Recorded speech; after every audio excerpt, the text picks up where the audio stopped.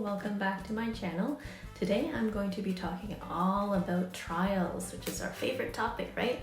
I'm going to tell you how I prepare for my trials, so stay tuned. And before we get started, don't forget to hit the subscribe button. I would very much appreciate your support, and that way you're not going to miss any of my videos. Sounds like a plan, right? Okay, let's get into this.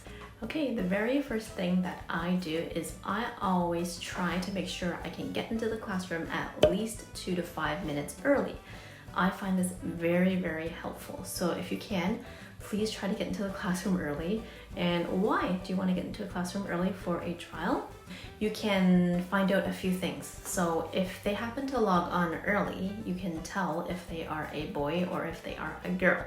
And that way you can prepare your reward ahead of time. You can also kind of hear them sometimes. They will practice some English before the class starts.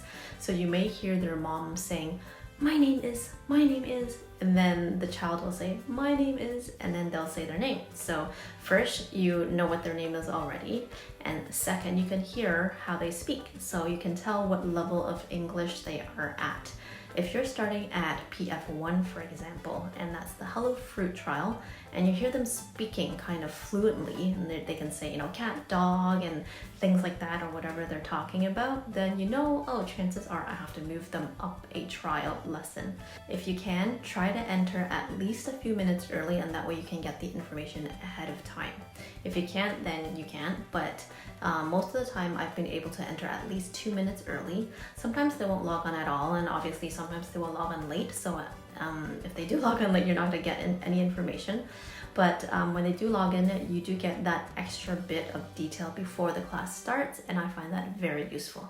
So I actually have 2 baskets of rewards. They are all paper-based, so I printed them out in color, and these are all the rewards that I use. This is for boys, and I have one for girls, which is right here, and some neutral rewards. So for example, these shiny stars, I did buy these from Party City, I think. These were just a few dollars, but these are for boys or girls. I'll use them if I feel like it. But I have these 2 baskets, so if I am able to enter the class early, the few minutes early, and I know that they're a boy, then I'll just grab something from this basket. If I know that they are a girl, and you may even know what they like. They may be wearing an Elsa costume or something like that, and then you'll know that they like Elsa, so you can grab Elsa from out of here. So that actually takes no prep at all. I actually just have these baskets sitting on my table, and then trial lessons I'll just grab from whichever basket. So actually no prep is really needed. I've done about over 200 trial lessons so far to date. I started at the end of April. So right now I have these 2 baskets where I choose the rewards from for trials, and that's pretty much it. So really I'll take less than a minute to prepare. So next thing that I made just to make sure that I have within arm's reach are a few props. So for example, if it's PF1 Hello Fruit, I'll make sure I have this banana here, and then I can just grab it. If it's PF3, for example, I'll make sure I have this dog here so we can talk about a dog. And that's pretty much it. For props, I usually use maybe a stuffed toy of some sort.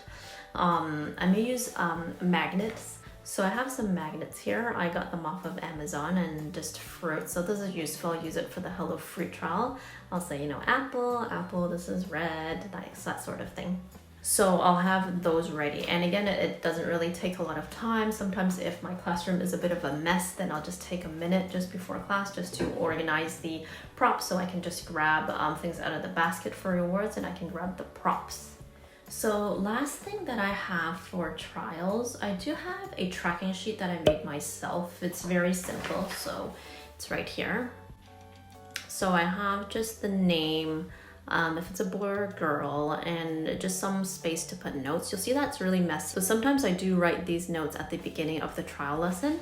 The camera is just above here, right? So if I just place the piece of paper just below the camera, they can't see it. So I actually have a pen and paper sometimes to jot down their name. And why do I do that is because I used to get a lot of trials. So I would get 5 back-to-back trials in the morning sometimes, and I forget their names. And it's because when they book the appointment, they have one name. When you enter the classroom, there's another name displayed there sometimes, and then sometimes when you ask them, they give you another name. So that's 3 names already. So if I have 5 kids and they all have 3 different names, then yeah, I'm not gonna remember them. So when I write the feedback, I do want to refer to them by their first name. So I'll just jot down the names on that tracking sheet. Right now, I'm not getting that many trials. I kind of closed down a lot of slots, so I just get maybe 2 or something, so I'm okay. I don't really need to use that tracking sheet. But for those people who open up, many slots and they get a lot of trials, then for sure use some sort of tracking sheet or some kind of note taking that will help you remember which trials you did. I need that because my memory is not so good, but if you're okay, then you don't really need a tracking sheet.